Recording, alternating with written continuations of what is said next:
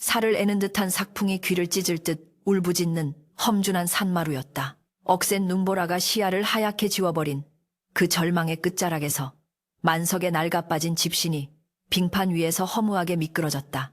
억하는 단말마와 함께 그의 굽은 등 위에서 가녀린 비명소리가 터져나왔다. 천길 낭떠러지가 시커먼 아가리를 벌리고 기다리는 절벽.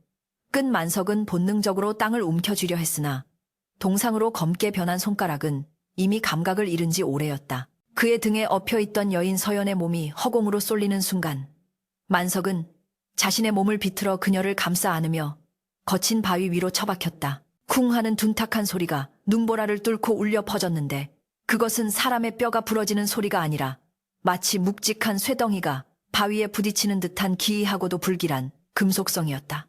거친 호흡을 몰아쉬며 만석은 고통에 일그러진 얼굴을 눈밭에 파묻었다. 등뼈가 산산조각 난 것 같은 격통이 밀려왔지만 그는 신음조차 제대로 내뱉지 못한 채 서둘러 자신의 등 뒤를 더듬었다. 아가씨, 괜찮으십니까? 다치신 곳은 없으십니까? 만석의 목소리는 갈라지고 떨렸으나 그 안에는 자신의 안위보다 주인을 향한 맹목적인 충심만이 가득 차 있었다. 눈 속에 처박힌 채 겨우 몸을 일으킨 서연은 공포에 질린 눈으로 만석을 바라보았다. 그녀의 시선은 만석의 걱정스런 얼굴이 아니라 방금 바위에 부딪혀 찢겨나간 그의 등, 그 흉물스러운 꼽추옥으로 향해 있었다. 넝마처럼 해진 무명 저고리 사이로 붉은 선혈이 배어나오는 대신 기묘하고도 서늘한 황금빛 광채가 새어나오고 있었기 때문이었다. 서연은 자신의 눈을 의심하며 떨리는 손을 뻗어 만석의 등을 가리켰다. 만석아, 내 등에서. 그녀의 목소리는 차가운 바람에 흩어졌지만 만석은 그제야 자신의 등 뒤에서 벌어지고 있는 사태를 직감하고 소스라치게 놀라 몸을 웅크렸다. 지난 3년, 아니 그보다 더 오랜 세월 동안 그가 목숨보다 더 귀하게 숨겨왔던 비밀이 이 빌어먹을 눈보라와 미끄러운 바위 때문에 세상 밖으로 드러나려 하고 있었다. 만석은 고통을 참으며 뒷걸음질 쳤다. 보시면 안 됩니다. 아가씨 제발 이 천한 놈의 등 따위는 보지 마십시오. 그는 마치 죄를 지은 사람처럼 바닥을 기며 찢어진 옷자락을 여미려 애썼으나 찢어진 틈새는 이미 너무 벌어져 있었다. 그 틈으로 보이는 것은 굽은 척추뼈가 아니라 정교하게 세공된 황금색 금속의 표면이었다. 시간은 잠시 멈춘 듯했고 오직 바람만이 그들의 침묵을 메우고 있었다. 서연의 머릿속에는 지난 3년의 지옥 같았던 세월이 주마등처럼 스쳐 지나갔다. 영모라는 끔찍한 누명을 쓰고 가문이 멸문지화를 당하던 그날 밤, 화마가 집어삼킨 기와지붕 아래서 자신을 둘러엎고 뛰쳐나온 것은 오직 이 보잘것없는 마구간지기 만석뿐이었다. 양반가 규수로서의 고귀한 삶은 하룻밤 사이에 진흙탕 속으로 처박혔고 그녀는 관군의 추격을 피해 조선 팔도를 떠도는 도망자 신세가 되었다. 그 긴 세월 동안 만석은 자신의 굽은 등을 내어주며 서연의 발이 되어주었고 구걸한 밥을 자신은 굶어가면서도 서연에게 먼저 바쳤다. 사람들은 그를 향해 흉측한 꼽추라며 돌을 던지고 침을 뱉었지만 만석은 단 한 번도 불평하지 않았다. 그저 묵묵히 그 거대한 혹을 짊어지고 걸을 뿐이었다. 이게 도대체 무엇이란 말이냐? 서연은 추위도 잊은 채 만석에게 다가갔다. 만석은 더 이상 물러설 곳이 없는 절벽 끝에서 체념한 듯 고개를 떨구었다. 그의 찢어진 저고리 사이로 드러난 것은 단순한 금속 덩어리가 아니었다. 그것은 사람의 등 형상에 맞춰 둥글게 채. 그러나 그 무게가 좋기 수십 근은 되어 보이는 황금함이었다. 그 표면에는 흙대와 핏자국이 엉겨붙어 있었지만 그 아래로 용이 승천하는 문양이 희미하게 빛나고 있었다. 서연은 숨이 턱 막히는 것을 느꼈다. 저 무거운 것을, 저 차가운 금속을 맨살 위에 얹고 그 위에 천을 덧대어 가짜 혹을 만든 채 3년을 걸어왔단 말인가. 그녀가 엎여있던 그 푹신하고 따뜻했던 등의 감촉이 사실은 만석의 살이 짓물러 터지고 굳은 살이 박힌 고통의 결과였다니. 만석은 털썩 무릎을 꿇었다. 차가운 눈바닥이 그의 무릎을 파고들었지만 그는 개의치 않았다. 죽어 마땅한 죄를 지었습니다. 주인 어른께서 돌아가시기 직전 이놈에게 맡기신 물건입니다. 만석의 눈에서 뜨거운 눈물이 흘러내려 얼어붙은 뺨을 녹였다.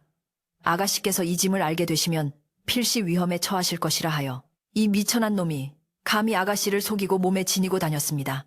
그의 목소리는 울음과 바람소리에 섞여 처절하게 울렸다.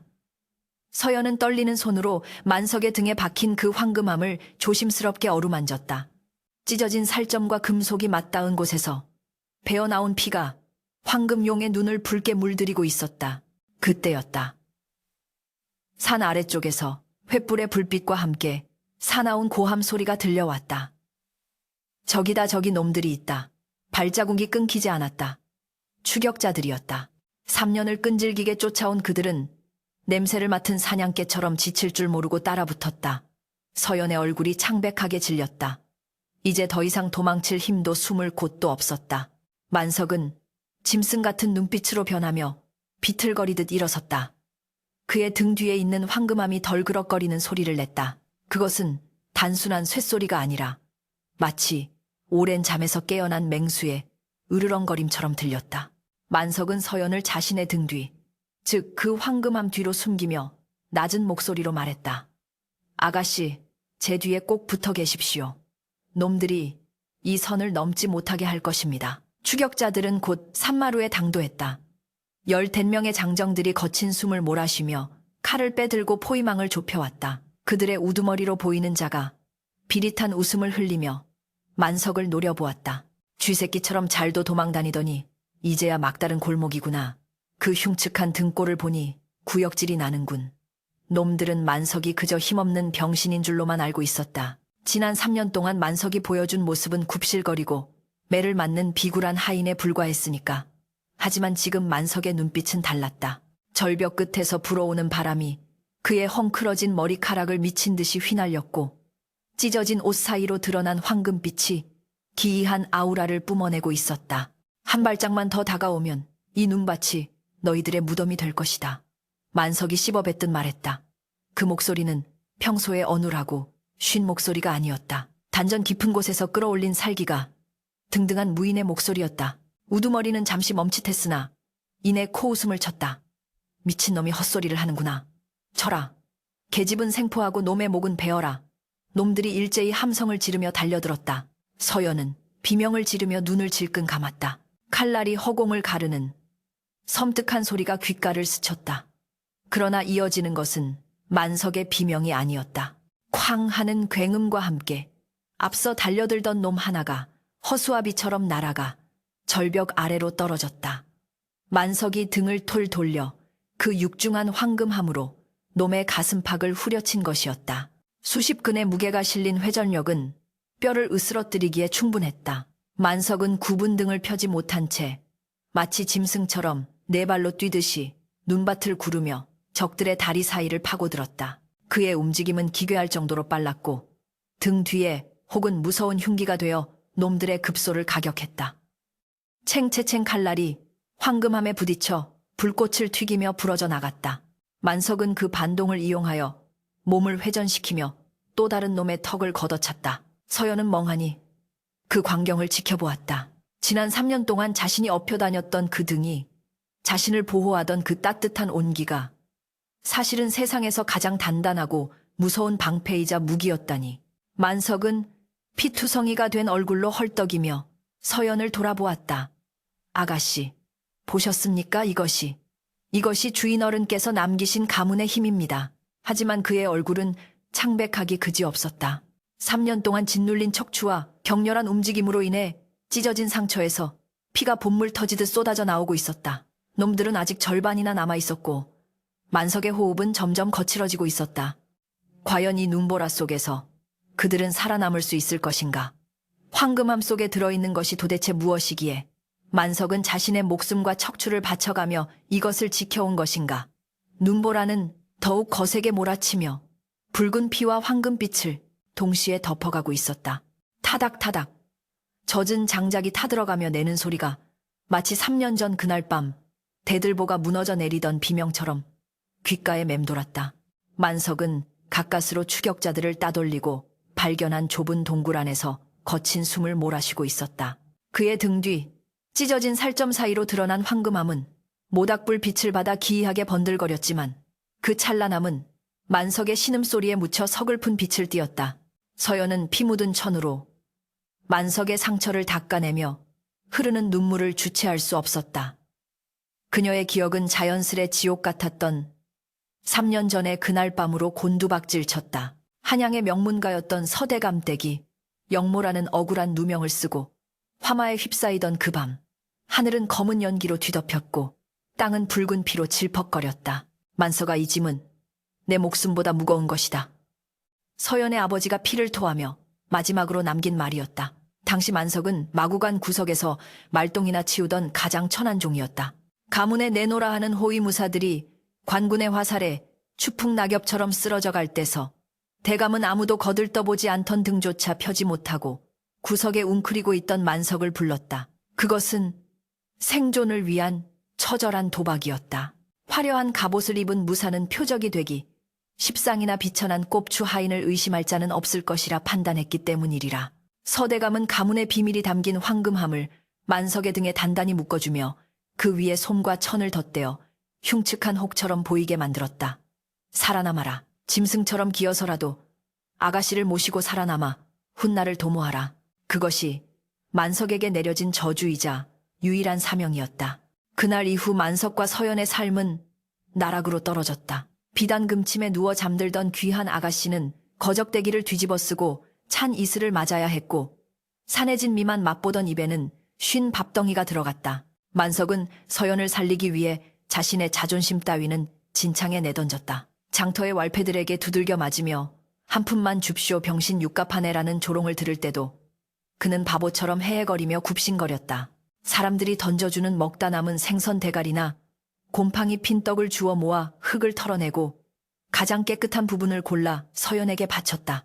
서연이 배고픔에 지쳐 울다 잠들면 만석은 밤새도록 뜬 눈으로 주위를 경계하며 자신의 등을 파고드는 황금함의 고통을 삼켰다. 어느 추운 겨울날이었다. 서연은 시린 손을 호호 불며 장터 구석에 쭈그리고 앉아 있었다. 지나가던 아이들이 돌을 던지며 저기 꼽추 마누라 있다 라고 놀려댔다. 서연은 수치심에 얼굴을 붉히며 고개를 숙였지만 만석은 짐승처럼 달려들어 아이들을 쫓아내는 대신 자신의 등을 내어주며 돌을 대신 맞았다. 둔탁한 돌이 그의 혹에 맞을 때마다 만석은 쇳덩이가 살을 짓누르는 고통에 몸을 떨었지만 결코 비명을 지르지 않았다. 그저 묵묵히 서연의 앞을 가로막고 설 뿐이었다. 그때 서연은 만석의 등에서 나는 소리가 뼈와 살이 부딪히는 소리가 아님을 어렴풋이 느꼈으나 그것이 그토록 엄청난 비밀일 줄은 꿈에도 몰랐다. 서연은 때때로 죽음을 생각했었다. 더러운 구정물 같은 삶을 이어가느니 차라리 혀를 깨물고 자결하는 것이 가문의 명예를 지키는 길이라 여겼다. 그녀가 은장도를 꺼내 목에 겨누던 날 만석은 맨손으로 칼날을 쥐어잡았다. 붉은 피가 그의 손바닥을 타고 흘러내려 서연의 하얀 옷자락을 적셨다. 아가씨, 죽는 것은 쉽습니다. 허나 살아남는 것이 이 천한 놈이 짊어진 짐보다 더 무겁고 힘든 일입니다. 제발 살아만 주십시오. 만석의 투박하고 못생긴 얼굴이 눈물 범벅이 되어 있었다. 처음으로 서연은 그 꼽추 하인의 눈동자, 깊은 곳에 서린 짐승이 아닌 인간의 안이 그보다 더 숭고한 어떤 빛을 보았다. 그렇게 3년이었다. 1000일이 넘는 시간 동안 만석의 등살은 황금함의 무게와 마찰로 인해 짓물러 터지고 딱지가 않고 다시 터지기를 반복했다. 쇠독이 올라 고열에 시달리는 밤이면 그는 헛소리를 하며 알았지만 서연이 걱정되어 다가가면 황급히 몸을 돌려 등을 숨겼다. 냄새나는 등입니다.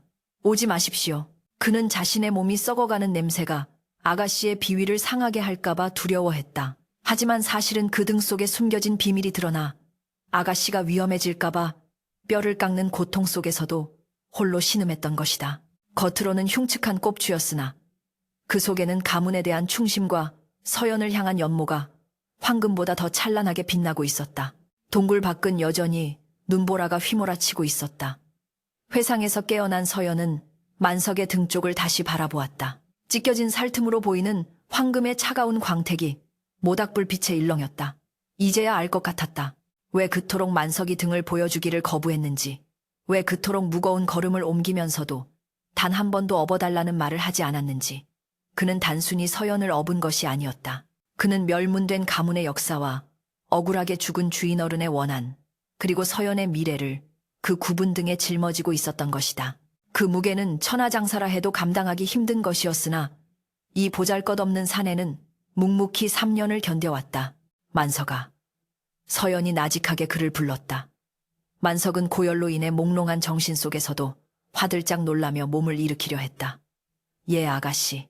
물이 필요하십니까? 그는 본능적으로 자신의 안위보다 주인을 먼저 찾았다. 서연은 고개를 저으며 눈물이 그렁그렁한 눈으로 그를 응시했다. 더 이상 그는 천한 마구 간지기가 아니었다. 진흙 구덩이 속에서도 피어난 연꽃처럼 가장 낮은 곳에서 가장 고귀한 충의를 지켜온 진정한 무사였다. 아니, 물은 필요 없다. 그저 네가 너무 아플까봐 그것이 걱정될 뿐이다. 서연의 손이 조심스럽게 만석의 이마에 닿았다. 불덩이처럼 뜨거웠다. 만석은 서연의 손길에 얼어붙은 듯 멈췄다. 지난 3년간 감히 상상조차 할 수 없었던 따뜻한 온기였다. 그는 자신의 더러운 땀과 피가 아가씨의 손을 더럽힐까 두려워 고개를 돌리려 했지만 서연은 단호하게 그의 얼굴을 잡았다. 가만히 있거라. 이제 내가 너를 돌볼 차례다. 서연은 치마 속단을 찢어 눈을 뭉쳐 적신 뒤 만석의 뜨거운 이마와 상처 주위를 닦아내기 시작했다. 차가운 눈 녹은 물이 상처에 닿자 만석은 몸을 비틀었으나 이내 안도한 듯 거친 숨을 조금씩 가라앉혔다. 그러나 안도감도 잠시, 만석의 안색이 급격히 어두워졌다. 상처 부위에서 흘러나오는 피의 색이 검붉게 변하고 있었다. 단순히 찢어진 상처가 아니었다. 3년간 쇠독이 뼛속까지 스며든 데다 아까의 격렬한 전투로 인해 독기운이 전신으로 퍼지고 있는 것이 분명했다. 만석은 흐릿해지는 의식 속에서도 자신의 등 뒤에 있는 물건을 확인하려 손을 더듬었다. 아가씨, 이것을 한양으로 가져가야 합니다. 그의 목소리는 점점 작아져 귓가에 속삭이는 바람 소리처럼 들렸다. 서연은 덜컥 겁이 났다. 이대로 만석을 잃을 수는 없었다. 세상 모두가 그녀를 버렸을 때 유일하게 곁을 지켜준 사람, 부모 형제보다 더 진한 피의 맹세로 맺어진 이 사내를 이 차가운 동굴에서 떠나보낼 수는 없었다. 서연은 결심한 듯 입술을 깨물었다. 이제는 자신이 강해져야 할 때였다. 그녀는 만석의 짐을, 그 가혹한 운명의 무게를 함께 짊어지기로 마음먹었다. 서연은 만석의 저고리를 완전히 벗겨내고 3년간 그를 괴롭혀온, 그리고 그를 지켜온 그 황금함의 실체를 똑바로 마주 보았다. 불빛 아래 드러난 함의 뚜껑에는 정교한 문양과 함께 작은 버튼 같은 것이 숨겨져 있었다. 그것은 단순한 장식이 아니었다. 서연의 아버지가 어릴 적 그녀에게 보여주었던 가문의 비전, 미쾨으로 내려오던 잠금 장치였다. 이것을 열 수 있는 자는 오직 우리 가문의 핏줄뿐이다. 아버지의 목소리가 환청처럼 들려왔다. 서연은 떨리는 손가락으로 그 숨겨진 장치를 눌렀다. 찰칵하는 경쾌한 소리와 함께 굳게 닫혀있던 황금함의 뚜껑이 미세하게 열렸다. 그 틈새로 쏟아져 나오는 것은 단순한 금은보화의 빛이 아니었다. 그것은 썩어가는 조선의 정기를 바로잡을 서슬퍼런 진실의 빛이었다. 만석이 목숨을 걸고 지켜온 것이 과연 무엇인지 이제 그 판도라의 상자가 열리려 하고 있었다. 황금함의 뚜껑이 열리는 순간 어둠침침했던 동굴 안이 대낮처럼 환하게 밝혀졌다. 서연은 눈이 부셔 잠시 손으로 앞을 가려야 했다. 그 함 속에서 뿜어져 나오는 빛은 단순한 황금의 광채가 아니었다. 그것은 수십 장의 얇은 금판 진반들이 겹겹이 포개져 만들어낸 찬란하고도 엄숙한 역사의 기록이었다. 서연은 떨리는 손끝으로 첫 번째 금판을 들어 올렸다. 묵직한 금판 위에는 날카로운 칼끝으로 새긴 듯한 글자들이 빼곡히 박혀 있었고 그 틈새마다 붉은 주사가 채워져 있어 마치 피로 쓴 글씨처럼 섬뜩하게 빛나고 있었다. 을해년 영모의 전말, 그리고 그 아래로 조정의 권력을 장악하고 있는 영의정, 김자점과 그 추종 세력들의 이름이 줄줄이 적혀 있었다. 이것은 단순한 족보가 아니었다. 천대왕이 처연의 아버지에게만 은밀히 하사한 간신들의 목숨줄을 쥐고 있는 찰생부이자 왕실의 정통성을 증명하는 유일한 증거, 금첩진대이었다. 아, 아버지. 서연의 입에서 탄식이 터져나왔다. 아버지가 목숨을 바쳐 지키려 했던 것, 가문이 멸문지화를 당하면서까지 사수해야 했던 것이 바로 이것이었다. 이 금첩 하나만 있으면 지금 조정을 장악하고 있는 간신들을 모조리 단죄하고 억울하게 죽어간 일가 친척들의 원혼을 달랠 수 있었다. 서연은 금판을 넘기며 오열했다. 마지막 장에는 아버지의 필체로 급하게 갈겨 쓴 글귀가 남아 있었다. 내 딸 서연아, 이 금첩을 보는 날이 오거든 부디 만석을 믿고 의지하거라. 그는 단순한 하인이 아니라 내 그림자이자 조선 제1의 검계민이라. 서연의 시선이 급히 만석에게로 향했다. 고열에 시달리며 식은땀을 흘리고 있는 그 사내 구분 등에 흉물스러운 혹을 달고 3년을 마구간지기로 비렁뱅이로 살아온 그가 조선 제1의 검이라니. 그때 만석이 고통에 찬 신음을 내뱉으며 몸을 비틀었다. 놈들이 온다. 아가씨, 피하십시오. 헛소리였지만 그의 손은 허공을 휘저으며 보이지 않는 적을 베어 넘기는 신회를 하고 있었다. 서연은 황급히 금첩을 닫고 만석에게 다가갔다. 그의 등은 처참했다. 황금함을 떼어낸 자리는 검게 죽은 살점과 엉겨붙은 고름으로 엉망이었다. 쇠독이 깊게 침투하여 척추뼈까지 녹여내릴 기세였다. 서연은 눈물을 닦아내고 결연한 표정으로 품속에서 작은 단도를 꺼냈다. 3년 전 자결하려 했을 때 만석이 막아섰던 그 은장도였다. 이제 이 칼은 죽기 위해서가 아니라 살리기 위해 쓰여야 했다. 만석아, 조금만 참거라. 내 반드시 너를 살릴 것이다. 서연은 불에 달군 칼날을 만석의 등 환부에 갖다 대었다. 치익 하는 소리와 함께 살타는 노린내가 동굴 안을 진동했다. 만석의 몸이 활처럼 휘어지며 비명을 질렀지만 서연은 멈추지 않았다. 썩어 들어가는 살점을 도려내고 고름을 짜내야만 했다. 그녀의 하얀 소복은 튀어오르는 피와 고름으로 붉게 물들었지만 서연의 손은 떨리지 않았다. 양반과 규수의 연약함 따위는 이미 3년의 세월 속에 다 불타 없어진 지 오래였다. 그녀는 짐승처럼 울부짖는 만석을 끌어안고 그의 귀에 끊임없이 속삭였다. 너는 살아야 한다. 살아서 나와 함께 한양으로 가야 한다. 가서 저 썩어 빠진 놈들의 목을 치고 아버지의 원수를 갚아야 하지 않겠느냐. 서연의 눈물방울이 만석의 등 위로 떨어져 씻겨나간 상처 위를 적셨다. 한참의 사투 끝에 썩은 살을 모두 도려내자 기이한 광경이 드러났다. 짓무른 피부 아래 견갑골을 따라 길게 뻗은 오래된 흉터들이 보였다. 그것은 등짐을 지다 생긴 굳은 살이 아니었다. 수많은 칼날과 화살을 맞고도 살아남은 자만이 가질 수 있는 전장의 훈장과도 같은 검상 갬션들이었다. 그리고 척추뼈 양옆으로 기이하게 뒤틀린 근육들은 그가 선천적인 꼽추가 아니라 억지로 몸을 구겨 넣어 그 형상을 유지해왔음을 말해주고 있었다. 서연은 전율했다. 이 사내는 서대감의 명을 받들어 멀쩡한 자신의 몸을 스스로 부러뜨리고 비틀어 꼽추 행세를 해온 것이었다.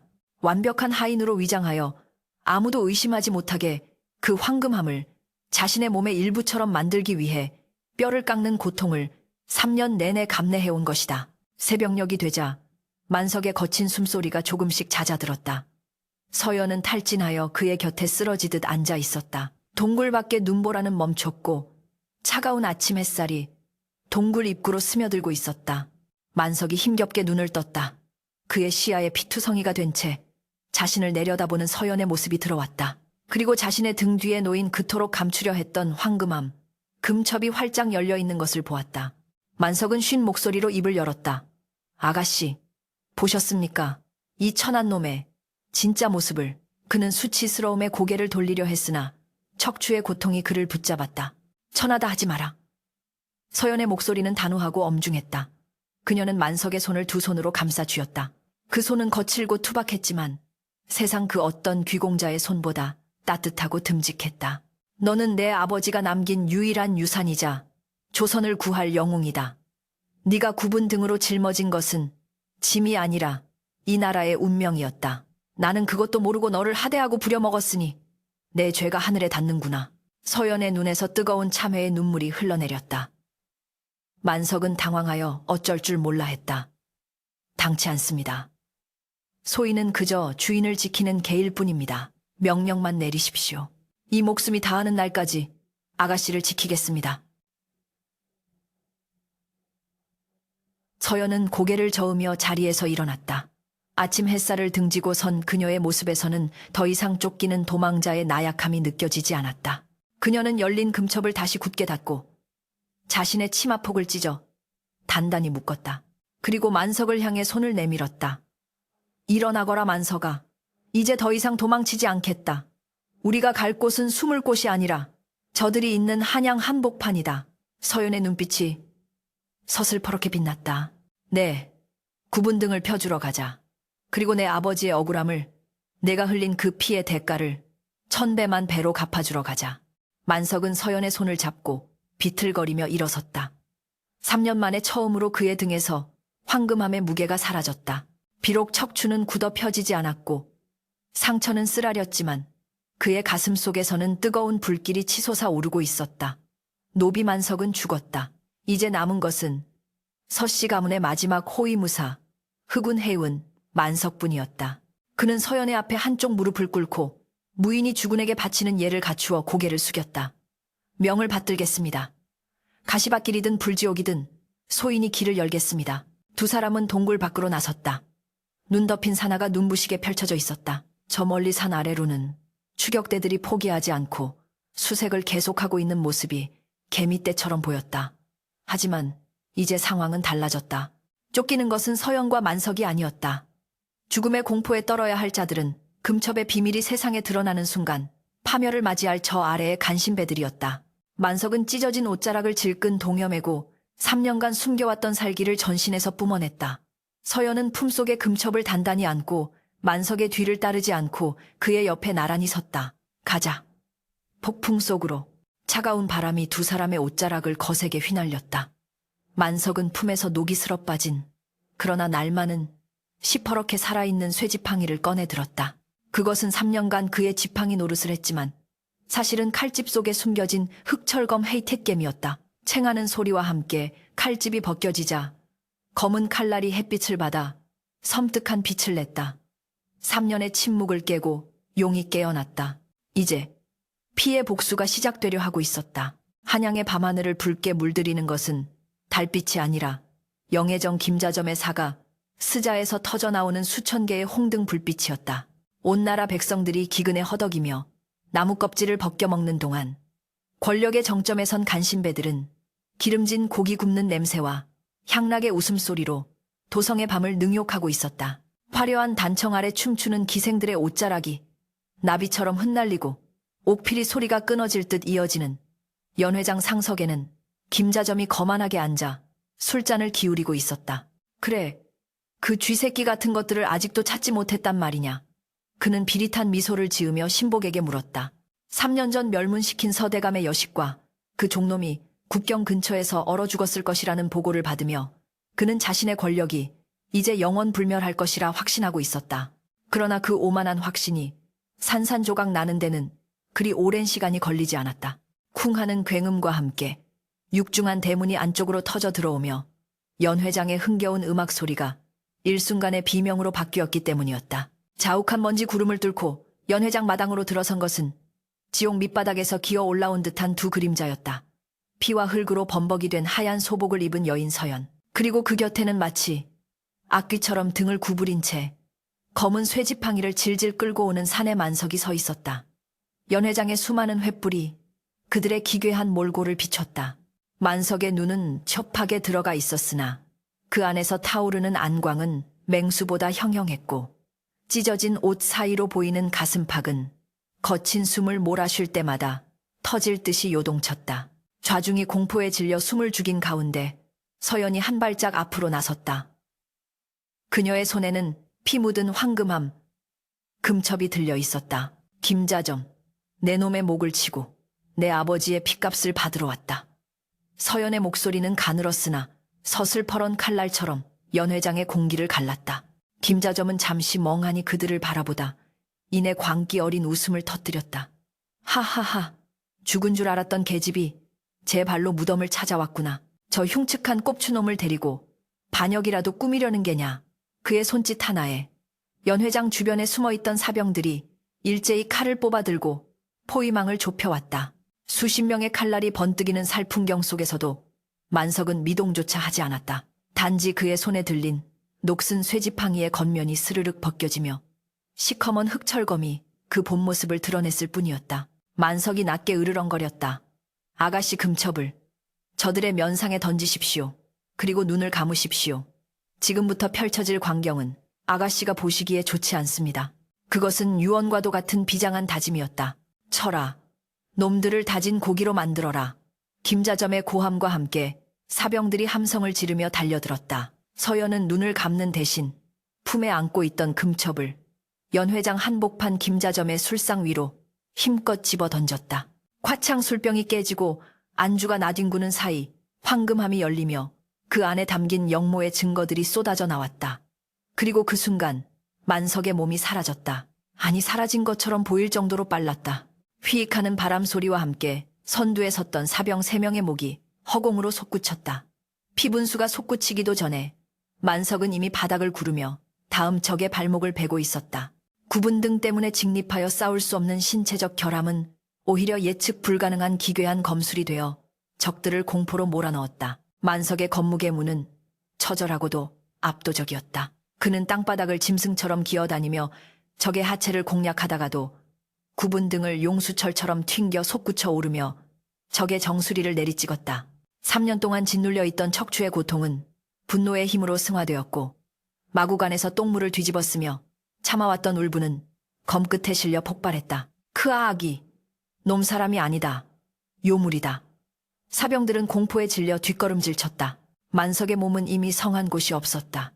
어깨에는 화살이 박히고 허벅지에는 창에 찔린 상처가 깊었지만 그는 고통을 느끼지 못하는 귀신처럼 칼을 휘둘렀다. 그의 흑철검이 지나간 자리에는 팔다리가 잘린 시체들이 즐비하게 쌓여갔고 화려했던 연회장은 순식간에 아수라장인 도살장으로 변했다. 김자점의 얼굴이 사색이 되어 떨리기 시작했다. 저놈을 막아라. 뭘 하고 있느냐. 활을 쏴라. 그가 뼛속까지 시려오는 공포에 비명을 질렀다. 궁수들이 급히 활 시위를 당겼으나 만석은 서연의 앞을 가로막으며 자신의 몸을 방패로 삼았다. 벅벅 둔탁한 소리와 함께 화살 몇 대가 만석의 구분등에 꽂혔다. 서연이 비명을 질렀다. 만석아. 하지만 만석은 피를 토하면서도 씩 웃었다. 걱정 마십시오. 이 등짝은 원래부터 아가씨를 위한 방패였습니다. 그의 입가에서 흘러내린 검은 피가 하얀 눈밭 같은 턱수염을 적셨다. 그는 마지막 힘을 짜내어 흑철검을 고쳐 잡았다. 이제 저 앞 단상 위에 있는 김자점까지 남은 거리는 불과 10걸음. 만석이 마지막 돌격을 감행하려던 찰나 연회장의 담벼락 위에서 멈추어라 하는 우렁찬 호령 소리가 천지를 진동시켰다. 수백 개의 횃불이 담장 위를 밝히며 금군 왕의 친위대 이 모습을 드러냈다. 그리고 그 중앙에는 용포를 입은 왕이 분노에 찬 얼굴로 서 있었다. 김자점은 털썩 주저앉으며 사시나무 떨듯 떨었다. 저 전하, 서연이 던진 금첩의 내용이 그리고 이 소란이 이미 왕의 귀에 들어간 것이었다. 왕은 연회장 바닥에 흩어진 금첩의 내용, 선대 왕의 옥새가 찍힌 그 붉은 글씨들을 확인하고는 김자점을 노려보았다. 내 눈과 귀를 막고 영모를 꾀한 것도 모자라 충신의 핏줄을 멸하려 했더냐. 내 죄는 능지처 참으로도 부족하다. 왕의 명령이 떨어지자 금군들이 들이닥쳐 김자점과 그 일당들을 포박했다. 간신배들은 살려달라며 울부짖었지만 그들의 목소리는 곧 끌려가는 비명소리에 묻혔다. 모든 상황이 정리되고 연회장에는 다시 정적이 찾아왔다. 서연은 그제야 긴장이 풀려 다리가 풀리는 것을 느꼈다. 하지만 그녀는 쓰러질 수 없었다. 그녀의 시선은 오직 한 사람 피투성이가 되어 바닥에 무릎을 꿇고 있는 만석에게로 향했다. 그는 칼을 지팡이 삼아 간신히 몸을 지탱하고 있었으나 고개는 푹 숙인 채 미동도 하지 않았다. 등 뒤에 꽂힌 화살들, 온몸을 뒤덮은 자상들, 그리고 입에서 뿜어져 나온 엄청난 양의 피가 그의 생명이 꺼져가고 있음을 말해주고 있었다. 만석아 서연이 울부짖으며 그에게 달려가 와라 끌어안았다. 만석의 몸은 불덩이처럼 뜨거웠다가 급격하게 차가워지고 있었다. 그는 흐릿한 눈을 들어 서연을 바라보았다. 피와 눈물로 얼룩진 시야 속에서 주인의 얼굴은 3년 전 그날처럼 고귀하고 아름다웠다. 아가씨, 억울함이 풀리셨습니까? 만석이 힘겹게 입을 떼었다. 목소리가 쇳소리처럼 그르렁거렸다. 서연은 본물 터지듯 눈물을 흘리며 고개를 끄덕였다. 그래, 네 덕분이다. 네가 다 했다. 그러니 제발, 제발 죽지 마라. 이제 편히 살아야지. 밥도 배불리 먹고 따뜻한 방에서 잠도 자고. 서연은 자신의 치마폭으로 만석의 피를 닦아내려 했으나 피는 멈추지 않았다. 만석은 희미하게 웃었다. 그 웃음은 평생을 고통 속에서 살아온 자가 마지막 순간에 얻은 해방감이었다. 소인, 평생 허리 한번 펴보는 것이 소원이었습니다. 그는 가쁜 숨을 몰아쉬며 말을 이었다. 허나 굽은 등으로 아가씨를 업을 수 있었으니 이놈의 등은 저주가 아니라 축복이었습니다. 만석의 손이 허공을 더듬자 서연이 그 손을 꽉 잡았다. 투박하고 굳은 살 박힌 손 사람을 죽이는 검을 잡았으나 본질은 누구보다 사람을 살리고 싶어 했던 손이었다. 전하, 우리 아가씨를 부탁드립니다. 만석은 왕이 있는 쪽을 향해 마지막으로 고개를 숙이려 했으나 힘이 다한 그의 고개는 서연의 품속으로 힘없이 떨어졌다. 왕은 침통한 표정으로 단상에서 내려와 그들 곁으로 다가왔다. 조선 제1의 거미자 충신이 가장 비천한 모습으로 가장 위대한 일을 해내고 쓰러져 있었다. 서연의 오열이 밤하늘을 찔렀다. 3년의 지옥 같은 세월을 버티게 해준 버팀목이 모든 원한을 갚은 승리의 순간에 무너져 내린 것이다. 만석의 등은 죽어서도 펴지지 않았다. 굽은 뼈 마디마디에 사무친 충심과 희생의 무게가 그를 영원히 웅크리게 만들었기 때문이다. 하지만 그 순간 연회장에 모인 그 누구도 그를 흉측한 꼽추라 부르지 못했다. 달빛이 그의 굽은 등을 비추자 그것은 마치 날개를 접고 쉬는 거대한 봉황의 형상처럼 보였다. 비바람이 몰아치던 밤이 지나고 멀리 동쪽 하늘에서 서서히 붉은 여명이 밝아오고 있었다. 봄볕이 따사롭게 내리쬐는 선산센산의 가장 높은 봉우리. 그곳은 본래 가문의 역대 가주들만이 묻힐 수 있는 성역 성유이였다. 그러나 오늘 그 금기진지의 땅에 투박하고 볼품없는 봉분 하나가 새로이 솟아올랐다. 만석이 세상을 떠난 지 꼬박 사흘이 지나서야 치러진 장례였다. 왕은 그의 충절을 기려 정의품의 벼슬을 추서하고 호화로운 장례를 명했으나 서연은 그 모든 것을 정중히 물리쳤다. 그 사람은 화려한 비단 옷도 시끄러운 곡소리도 좋아하지 않습니다. 그저 조용히 가문이 내려다 보이는 곳에서 쉬게 해주고 싶습니다. 서연은 상복을 입은 채 흙투성이가 된 손으로 직접 마지막 흙을 덮었다. 3년 전 눈보라치는 산길에서 자신의 굽은 등을 내어주며 추위를 막아주었던 그 사내는 이제 따뜻한 양지 바른 흙 속에서 비로소 영원한 휴식을 취하게 된 것이다. 서연은 무덤 앞에 주저앉아 멍하니 비석을 어루만졌다. 비석에는 그 어떤 관직명도 화려한 수식어도 없었다. 단지 충신, 만석의 묘, 종첸, 만시즈무라는 6글자만이 깊게 새겨져 있었다. 그녀는 품에서 만석이 3년 동안 지팡이처럼 쓰고 다녔던 그리고 마지막 순간까지 손에서 놓지 않았던 흑철검을 꺼내 비석 옆에 나란히 놓았다. 녹이 슬고 피에 젖었던 검은 깨끗이 닦여 본연의 검은 빛을 발하고 있었다. 만석아, 이제 무겁지 않느냐. 그 지독했던 황금함도 나라는 짐도 다 내려놓았으니 이제는 허리를 좀 펴보거라. 서연의 목소리는 담담했으나 끝내 참지 못한 물기 어린 한숨이 문장 끝에 매달려 흩어졌다. 바람이 불어와 무덤가의 잔디를 쓸고 지나갔다. 마치 만석이 거친 손으로 서연의 머릿결을 쓰다듬는 듯한 착각이 일었다. 서연은 지난 며칠간의 일들을 마치 꿈을 꾼 듯 아득하게 회상했다. 김자점과 그 일당들은 추상 같은 왕명에 의해 모두 참수되었고 그들의 목은 저잣거리에 내걸렸다. 억울하게 죽은 서 대감의 신원은 복원되었고 빼앗겼던 가문의 재산과 명예도 모두 되찾았다. 사람들은 서연을 효녀라 칭송했고 만석을 의로운 종이라 떠받들었다. 한양 바닥에는 구분 등의 꼽추가 사실은 전설적인 무사였다는 이야기가 영웅담처럼 퍼져나갔다. 하지만 서연에게 그 모든 칭송은 덧없는 뜬구름과 같았다. 화려하게 재건된 기와집 안방보다 냄새나는 집단 위에서 만석의 등 뒤에 숨어떨던 그 좁은 동굴이 사무치게 그리웠다. 서연은 술병을 기울여 무덤가에 뿌렸다.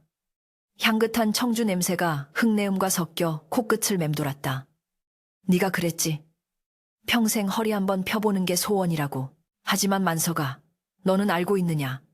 세상 그 어떤 꼿꼿한 선비도, 그 어떤 위풍당당한 장군도 너보다 곧지는 못했다.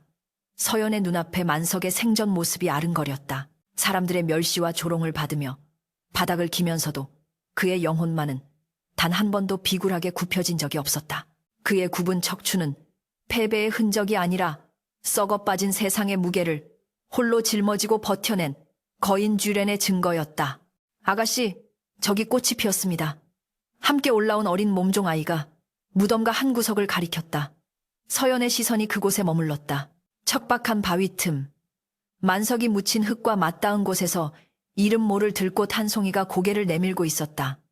노랗고 작은 꽃잎이 바람에 하늘거렸다. 3년 전 만석이 국어를 다녀오다 꺾어다 준 그 꽃과 닮아 있었다. 이놈이 아가씨를 닮아 예뻐서 가져왔습니다. 쑥스러운 듯 머리를 긁적이며 내밀던 그 투박한 손. 서연은 그때 꽃을 받아들고 웃어주지 못했던 것이 천추의 한으로 남았다. 그녀는 떨리는 손으로 그 작은 들꽃을 어루만졌다. 차가운 흙 속에서도 생명은 피어나고 고통스러웠던 겨울이 지나면 반드시 봄이 온다는 것을 만석은 죽어서도 말해주고 있는 듯했다. 서연은 자리에서 일어났다. 선산 아래로 굽이치는 강줄기와 한양 도성의 전경이 한눈에 들어왔다. 만석이 그토록 보여주고 싶어 했던, 다시 되찾아주고 싶어 했던 세상이었다. 이제 그녀는 혼자였다. 하지만 외롭지 않았다. 그녀의 등 뒤에는 언제나처럼 보이지 않는 든든한 산 하나가 버티고 서 있음을 느꼈기 때문이었다. 보이느냐 만석아, 네가 지켜낸 세상이다. 네가 피로 씻어낸 이 땅에서 나는 이제 당당하게 살아갈 것이다. 서연은 옷고름을 단단히 여미고 허리를 곧게 펴고 섰다. 그녀의 눈빛은 더 이상 가냘픈 여인의 것이 아니었다. 가문의 가주로서, 그리고 한 영웅의 주군으로서 세상을 마주하는 결연한 눈빛이었다. 서연은 천천히 발걸음을 옮겨 산을 내려오기 시작했다.